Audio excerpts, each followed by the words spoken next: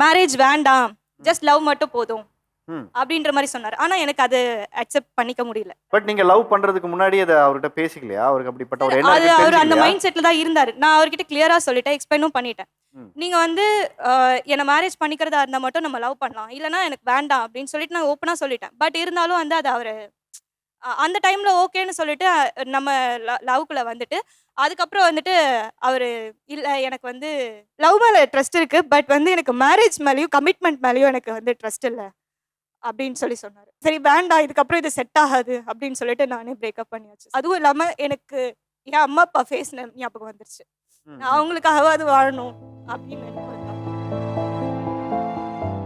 சொல்லிட்டு தான் நீங்க லவ் பண்ணிருக்கீங்க. நீங்க அவர்கிட்ட திருப்பி கேட்டீங்களா? சார் நான் ஒரு லா ஸ்டூடெண்ட். நான் நினைச்சிருந்தா அவர் வந்து அவர் மேல கேஸ் போட்டிருக்கலாம், என்ன வேணா பண்ணிருக்கலாம். பட் எனக்கு வந்து ஒரு லவ்வ வந்து பிரேக் பண்ணணுமா அப்படின்ற மாதிரி எனக்கு ஒரு தாட் வந்துருச்சு. நீங்க சட்டம் படிச்சிருக்கவங்கனால இதை தெரிஞ்சுக்கணும்னு நான் ஆசைப்படுறேன்.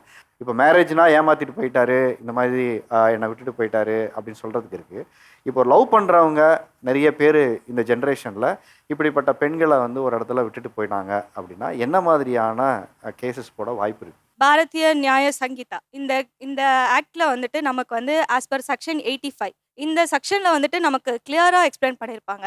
நம்ம கிட்ட வந்து ஒருத்தர் வந்து நம்ம ட்ரஸ்ட்டை பிரேக் பண்றாங்க அப்படின்ற போது நம்ம அவங்க மேல வந்து அந்த ஒரு பாயிண்ட் ஆஃப் வியூல வந்து அவங்க மேல கேஸ் ஃபைல் பண்ணலாம். இப்போ அவர் திடீர்னு வந்து மனசு மாறி உங்களை நான் ஏத்துக்கிறேன், கல்யாணம் பண்ணிக்கிறேன் அப்படின்னு சொன்னா நீங்க அதுக்கு தயாரா இருக்கீங்களா? சார் நான் வந்து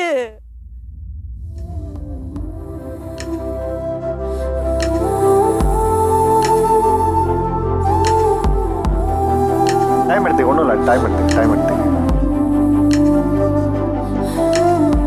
நீங்க கேட்ட கொஸ்டின் வந்து என் ஃப்ரெண்டு வந்து 2 டேஸ் பிஃபோர் கேட்டிருந்தா கிளாஸ்ல. நீ அவரை அக்செப்ட் பண்ணிப்பியா அப்படின்னு சொல்லி கேட்டிருந்தா. நான் வந்து அக்செப்ட் பண்ணிக்கிறதும் அக்செப்ட் பண்ணிக்காததும் அது ஏன் இஷ்டம்.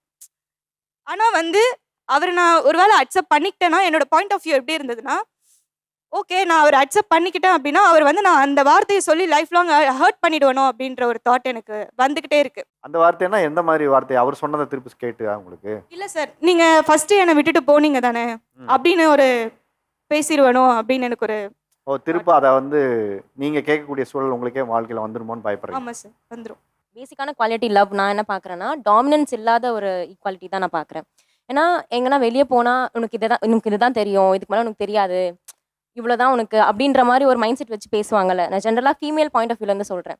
ஸோ அது வந்து ஒரு பேசிக்கான அடிப்படையான குவாலிட்டியாக நான் பார்க்குறேன் ஒரு லவ் பண்ணுற விஷயத்தில். 2 பேருக்குமே ஒரு ஈக்குவாலிட்டி அண்ட் டாமினன்ஸ் இருக்கக்கூடாது அந்த இடத்துல சுத்தமாக. ஸோ நீங்க எவ்வளவு வருஷமா லவ் பண்ணீங்க? ஆக்சுவலாக ஐ ஹேட் 2 லவ்ஸ் ஓகே. அண்ட் ஒன்று வந்து பாஸ்ட் ரிலேஷன்ஷிப் 5 இயர்ஸ் அண்ட் இப்போதைக்கு போயிட்டுருக்கு.